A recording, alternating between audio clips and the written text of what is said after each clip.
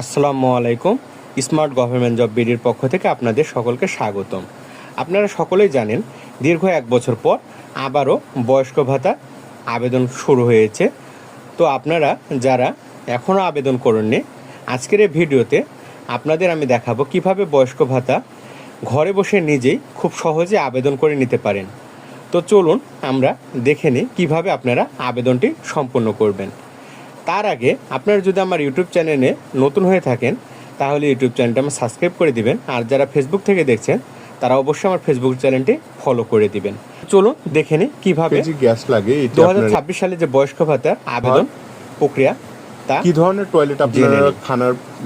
তো তার জন্য শুরুতে আপনাদের মোবাইলে ক্রোম ব্রাউজারে অথবা পিসির ক্রোম ব্রাউজারে আপনাদের টাইপ করতে হবে dss.bhata.government.bd। এটি লিখে ইন্টারফেস করলে আপনাদের সামনে এরকম একটি নতুন ইন্টারফেস আসবে। তো এখানে দেখুন সামাজিক নিরাপত্তা কর্মসূচি, এটা সমাজসেবা অধিদপ্তরের নতুন আবেদনকারী তথ্য।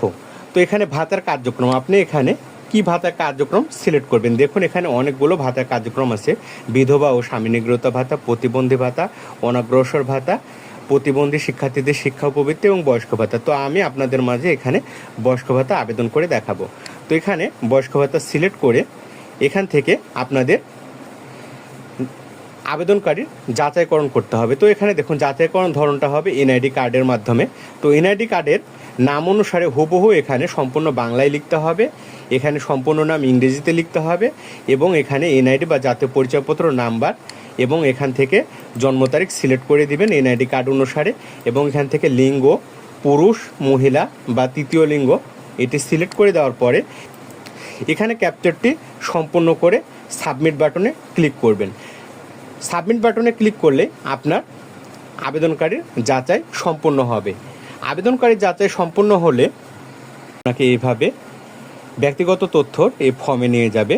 তো ব্যক্তিগত তথ্যর এখানে আপনাকে 200 KB কম সাইজের ফাইলের একটি আপনার ছবি আপলোড করতে হবে এবং 200 KB কম ফাইলের স্বাক্ষর আপলোড করতে হবে।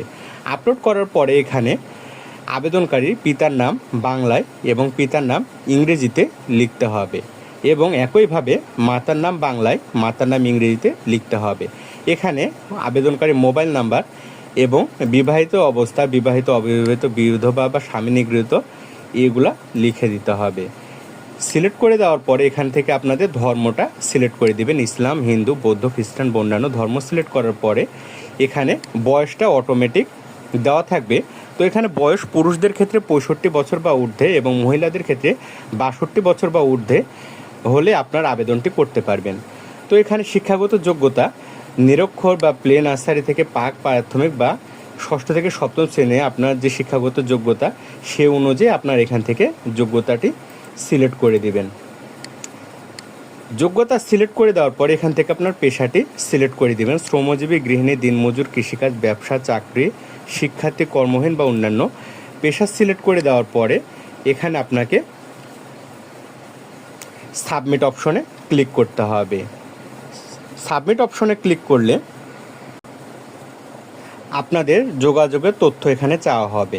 তো যোগাযোগের তথ্য এখানে আপনাদের স্থায়ী ঠিকানা, আপনাদের বিভাগ, জেলা, এলাকার ধরন এবং পোস্ট কোড এগুলো পূরণ করে দেওয়ার পরে এখানে আপনার গ্রামের নাম বা রোড নাম্বার দেওয়ার পরে আপনাকে বর্তমান ঠিকানা এবং স্থায়ী ঠিকানা যদি একই হয়ে থাকে তাহলে এখানে টিক মার্ক দিয়ে দিবেন। আর যদি আপনাদের স্থায়ী ঠিকানা এবং বর্তমান ঠিকানা আলাদা হয়ে থাকে তাহলে এখানে আপনার বর্তমান ঠিকানাটি পূরণ করে দিবেন। বর্তমান ঠিকানা পূরণ করে দেওয়ার পরে এখানে আপনাদের স্বাস্থ্যগত কর্মক্ষম সংক্রান্ত তথ্য চাওয়া হবে।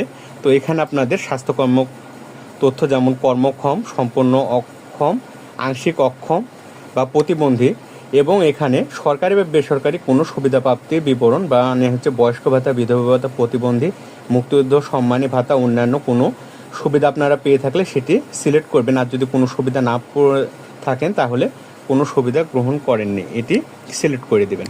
তারপর এখানে আপনার বাসস্থান, আপনি কোন নিজস্ব বাসস্থান বা ভাড়া বা অন্যান্য কোথায় বাসস্থান করেন সেটি আপনি দিয়ে দিবেন। যদি নিজের বাড়ি হয় তাহলে এখানে নিজস্ব সিলেক্ট করে দিবেন।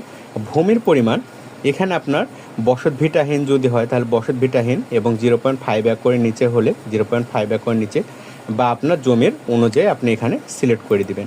তারপরে এখানে আপনার বার্ষিক আয়, আপনি বছরে কত টাকা ইনকাম করেন সেটি এখানে সিলেক্ট করে দিবেন। 36,000 টাকা পর্যন্ত বা 36 থেকে ওপর এটি আপনাদের বার্ষিক আয় অনুযায়ী সিলেক্ট করে দিবেন। তারপর এখানে বলছে যে আপনাদের ফ্যামিলিতে কোনো এই বছরে কোনো সামাজিক কর্মসূচির আওতায় সহায়তা পেয়েছে কিনা, তো যদি পেয়ে থাকে হ্যাঁ, আর না পেয়ে থাকলে নাতে সিলেক্ট করে দিবেন। তারপর এখানে আপনাদের ব্যাংক বা এমএফএস তথ্য এখানে চাওয়া হয়েছে। তো আপনাদের এখানে যারা ব্যাংক অ্যাকাউন্ট দিয়ে আবেদনটি করবেন তারা এখানে ব্যাংক অ্যাকাউন্ট সিলেক্ট করবেন, আর যারা এমএফএস বা মোবাইল ফিন্যান্সিং সার্ভিস দিয়ে অ্যাকাউন্ট ক্রিয়েট করবেন তারা এই এমএফএস এটি সিলেক্ট করবেন। তো আমি এমএমএস দিয়ে সিলেক্ট করে দেখালাম। তো এখানে আপনার অ্যাকাউন্টের নাম্বার যদি আপনার অ্যাকাউন্টে নিজের হয় তাহলে নিজ পরিবারের সদস্য বা নিকটাত্মীয় অন্যান্য, তা আপনি এটি নিজ দিয়েই সিলেক্ট করবেন, তাহলে বেটার হবে। অ্যাকাউন্ট নিজ দিয়ে সিলেক্ট করার পরে এখানে আপনার এমএমএফ নাম্বারটি জানতে চাইবে যে আপনি বিকাশ, নগদ বা রকেট কিসের মাধ্যমে টাকাটি নিতে চান।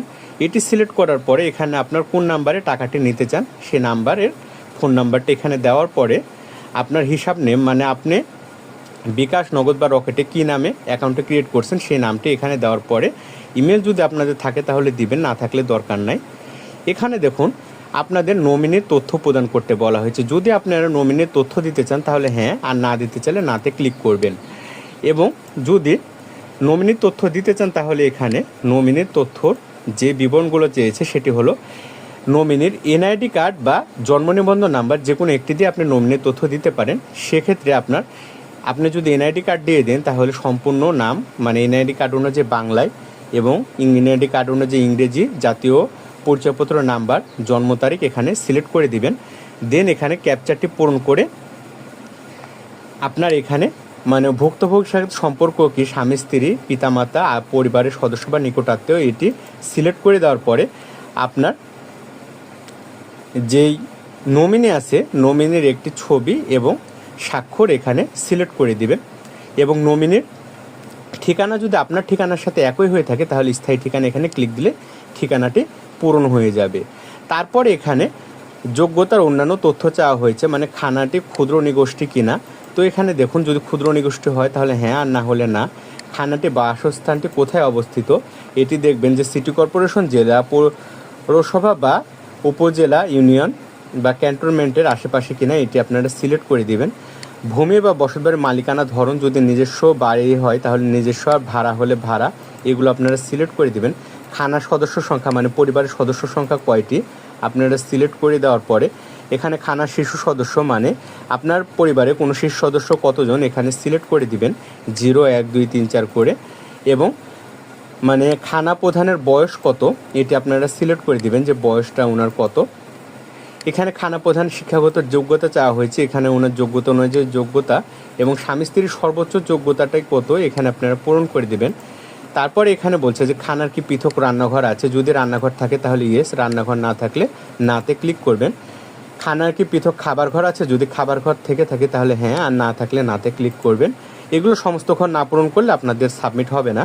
তো খানার প্রধান বসতবাড়ির মেঝে বা ফ্লোর কী দিয়ে তৈরি, তো এখানে আপনাদের মেঝে বা ফ্লোর বাসার যেটি দিয়ে তৈরি, এটি যেমন মাটি, কাঠ বা টাইল যেটি দিয়ে তৈরি আপনারা এখান থেকে পুরো সাবমিট করে দিবেন।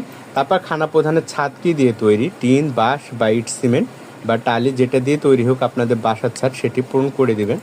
তারপর খানা প্রধানের দেয়াল কী দিয়ে তৈরি, টিন, খড়, বাঁশ বা মাটি বা ইট, সিমেন্ট যেটি দিয়ে আপনাদের বাসার দেওয়াল তৈরি সেটি আপনারা সিলেক্ট করে দিবেন। তারপর এখানে বলছে যে খাবার পানির উৎস কী, তো আপনারা যদি টিউবওয়েল বা পানি লাইন বা ঝর্ণা বা পুকুর বা নদী নালা যেখান থেকে আপনারা পানির সাপ্লাই পেয়ে থাকেন সেটি আপনারা এখানে পূরণ করে দেবেন। রান্নার জ্বালানি উপকরণ কি, এখানে আপনাদের কী দিয়ে রান্না করেন সেটি সিলেক্ট করবেন। এবং যদি আপনাদের প্রতি মাসে গ্যাস ব্যবহার করেন তো প্রতি মাসে কত কেজি গ্যাস লাগে এটি আপনারা এখান থেকে পূরণ করে দিবেন। তারপরে এখানে টয়লেট ব্যবহার, কী ধরনের টয়লেট আপনারা খানার পরিবারের সদস্য ব্যবহার করে সেটি ব্যবহার করে দেবেন, যেমন স্যানিটারি বা কাঁচা। এবং হচ্ছে বৈদ্যুতিক লাইন এখানে কোনটা আপনারা সিলেক্ট করবেন, যাদের বৈদ্যুতিক যদি সুবিধা না থাকে তাহলে নাই সিলেক্ট করবেন, আর যাদের আছে তারা বৈদ্যুতিক সুবিধা সিলেক্ট করবেন। খানার সকল সদস্যর মালিকানাধীন মোট জমির পরিমাণ কত, মানে যতজন পরিবারের সদস্য আছে তাদের সমস্ত জমির পরিমাণ এখানে কত একর সেটি আপনারা পূরণ করে দিবেন। তারপরে বলছে যে বিদেশ থেকে কোনো অবস্থানরত কারো কাছ থেকে কোনো প্রকার অর্থ আসছে কি না, এটি যদি হয় তাহলে এটি হ্যাঁ অথবা না হলে না পূরণ করে দেবেন। তারপর বলছে এখানে খানার কোনো সদস্য কি কৃষি অথবা অকৃষি কাজে নিয়োজিত আছে কিনা, যদি থাকে তো কৃষিকাজে না অকৃষিকাজে বা শ্রমিক বা দিনমজুর এটি সিলেক্ট করে দিবেন। তারপরে বলছে যে যদি আপনারা কৃষিকাজে ডিজেল ব্যবহার করেন তাহলে কত কেজি ডিজেল লাগে আপনাদের মাসিক, এটি আপনারা সিলেক্ট করে দিবেন কত কেজি ডিজেল লাগে। তারপর এখানে বলছে যে খানার মালিকানাধীন নিম্নের পরিসম্পদগুলোর কোনটি আছে, এখানে একাধিক উত্তর হতে পারে। আপনাদের পরিবারে যতগুলো পরিসম্পদ আছে যেমন কম্পিউটার, গাড়ি, motorcycle, television, mobile, camera, carpet, solar panel, এখানে অনেকগুলো হতে পারে, আপনারা অনেকগুলো দেখে দেখে সিলেক্ট করে দিবেন। তারপর এখানে বলছে যে ঘর সংখ্যা কয়টি, মানে আপনার বাড়ির এখানে ঘর সংখ্যা কয়টি, আপনাদের যে কয়টি ঘর সেই কয়টি আপনারা এখান থেকে পূরণ করে দিবেন। তারপরে এখানে সাবমিট বাটনটি প্রেস করে দিবেন।